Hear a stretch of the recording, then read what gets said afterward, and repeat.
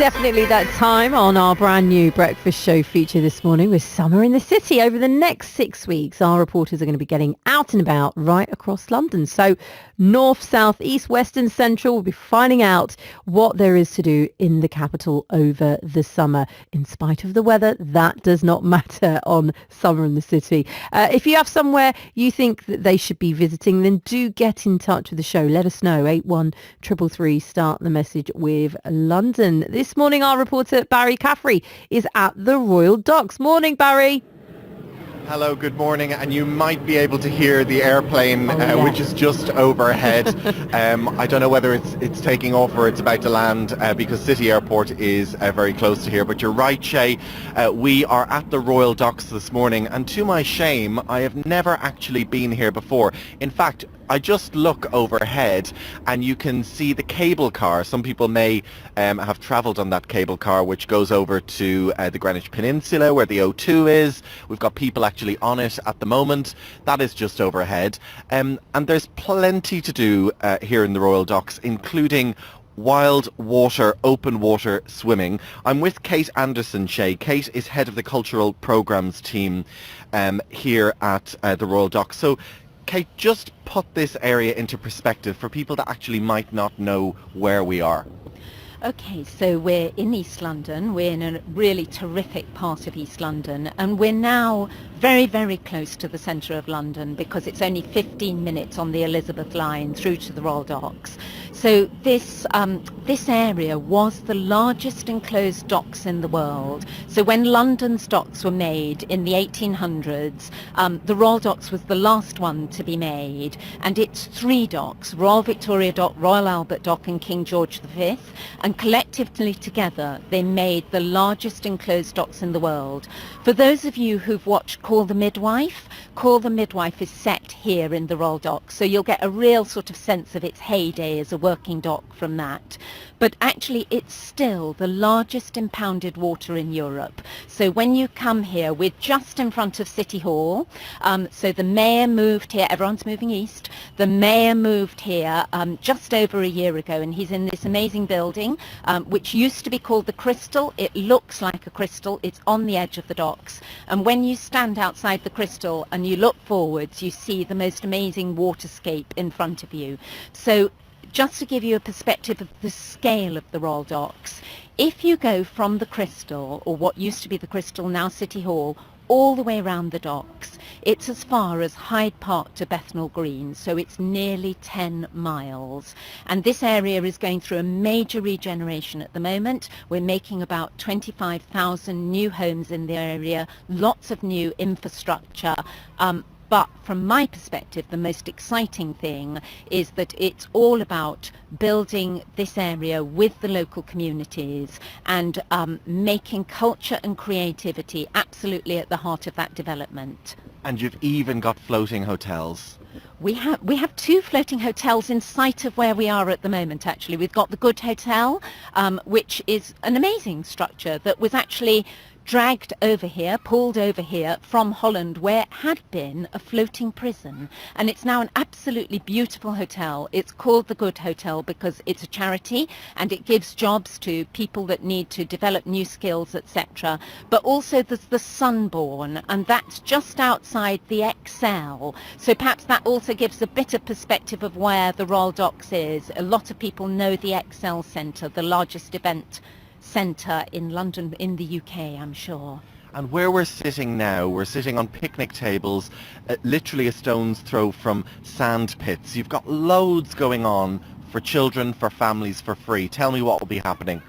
Okay, so we're sitting on the site of Royal Dock Summer Splash. We make this, it's a Lido, and we build it out over the docks, and you'll understand from some of the things I was saying a minute ago, the scale of the docks. And Barry was also talking about the open water swimming, and that's incredibly popular, but people can be nervous with the scale of this docks, of swimming in the docks. But every summer we build for 3 weeks a Lido out over the docks. It's called Royal Dock Summer Splash.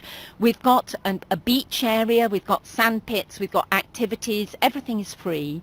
We've got activities for kids, for families, we've got a snack shack, and then obviously lifeguards and things, and a shallow end. So it's really sort of it humanises the experience of swimming in the docks for people, and it's the most popular thing that we do every year.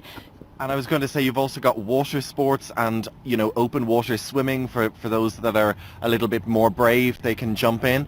Yeah, we do. We do have, I think it's love swimming. I think it's called, I've forgotten what it's called. I shouldn't have forgotten. But open water swimming, which is available throughout the year. We've also got Wake Up Docklands, which is paddle boarding and other activities out over the docks. And then this is all on Royal Victoria Dock. But when you go a little bit further into Royal Albert Dock, we've got a regatta centre, we've got rowing, and we've even got dragon boat racing.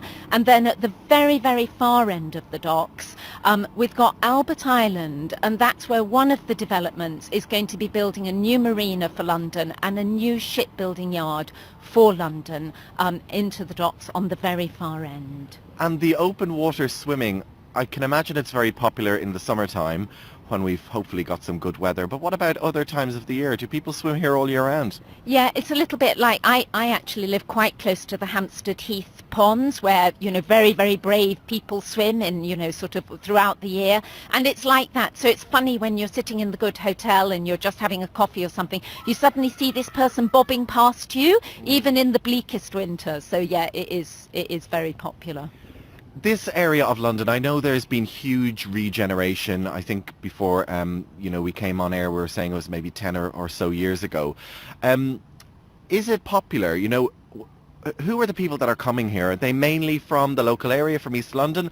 Or do you have people, for example, coming to visit the O2 or the XL?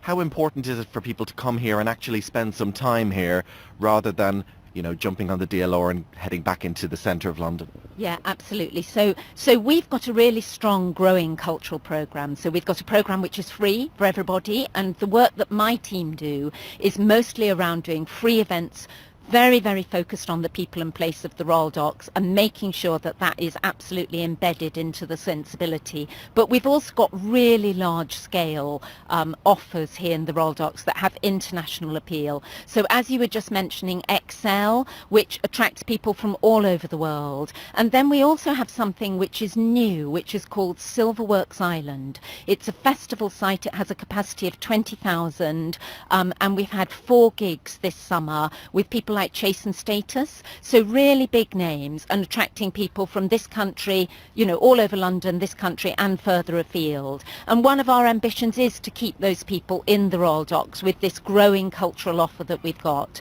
So yeah, it's got regional, national and ultimately international appeal. And of course a huge amount of history too.